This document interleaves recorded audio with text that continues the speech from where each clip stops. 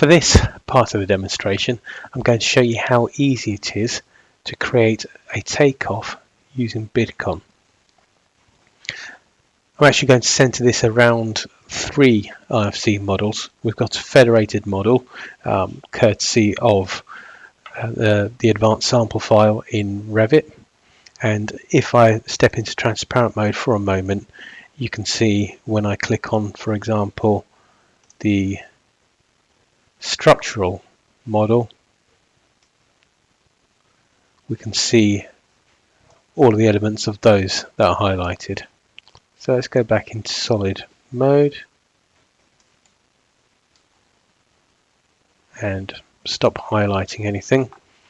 To show you very briefly, using the takeoff editor, that I can have a whole host of takeoff templates, and these determine exactly how the items are going to be, well, how the line items are going to be produced and associated with the objects in the model. We choose the kind of quantities, where we get the dimensions from. We also choose how items are merged together, so what information is used to merge those items together, so we don't have hundreds of lines of doors, for example. We know we only have a few different lines depending on the types.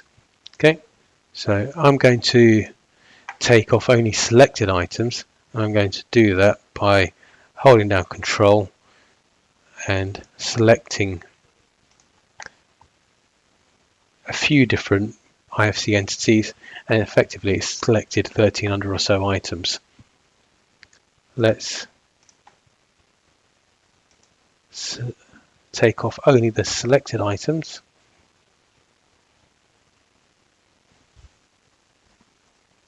And Bidcon has created quantity posts. It's warned me about some items that couldn't be taken off because they've been modeled incorrectly. We can access those another time.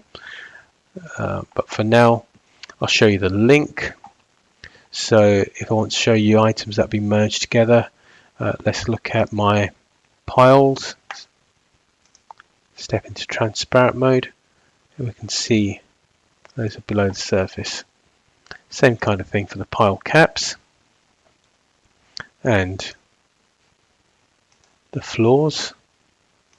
So we can see that the upper level floors have been merged together into one quantity. We'll price them together. We can split them by level if we wanted to.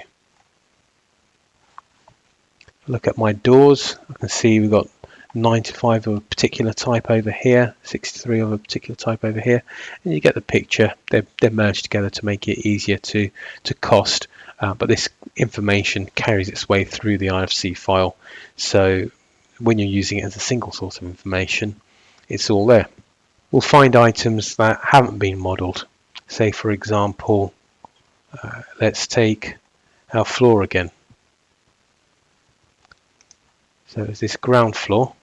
For example, we might want the DPC quantified. We can manually access the information, the property information for that floor. Let's look at the dimensions. So we can see the perimeter, we can see the thickness, and we can see the area. So all of those built together will give us a good idea of the DPC needed. So using my takeoff template, I've created a formula using those dimensions to get the right quantity, the right area of DPC needed, and I can manually add a line item. Let's call this DPC, give it a unit, meter squared. Let's move it up just below the floor so they're all together. But rather than entering the number in manually, I actually want to link to those quantities. Bidcon won't let you take an object off more than once because that causes duplication. So in this case, what we're going to do is, rather than create quantity posts, we're actually going to apply the quantities.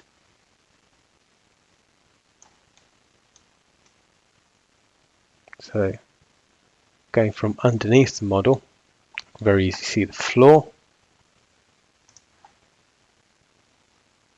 Hold down Control and drag the floor onto my DPC line item.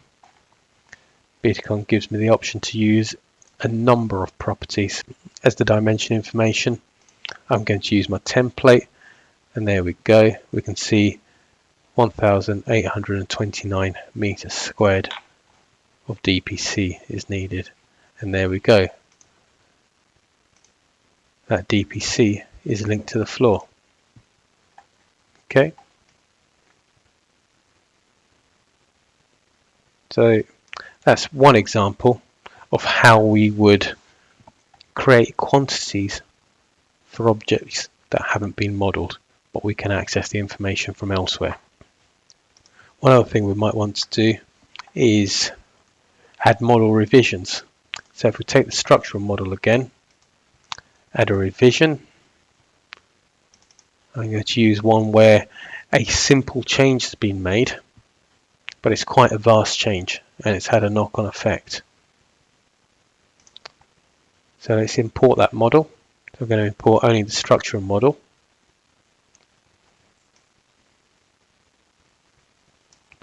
If we take a look at all the items that are linked to it, they still remain linked, even though it's a different model. And we can run a comparison. We're going to compare the two models, and we'll see that even though I stated there's been one small change, it's had quite a knock-on effect. So if I filter only for modified items, let's take a look at these pile caps, for example, and the modification to those, well, the only modification to those is the host. The floor has changed. This ground floor has changed. Now if I filter only for the floor, we can see there's been quite a lot of changes made to the floor. Primarily the name and the thickness, which is why we've had lots of replacements of rebar, and the host of course has changed for those pile caps. You can see via the model the floor's been selected,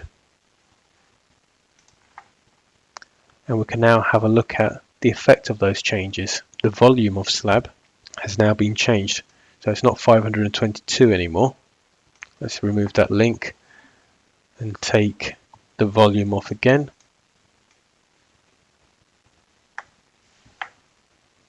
So let's take dimensions and volume. We can see we now have just under 740 cubic meters. Now the DPC will have changed ever so slightly as well. Even though the area hasn't changed, the thickness of that slab has changed.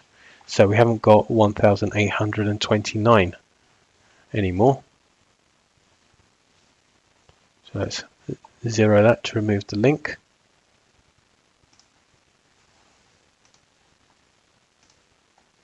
Take it off. Well, apply the quantity posting again, should I say.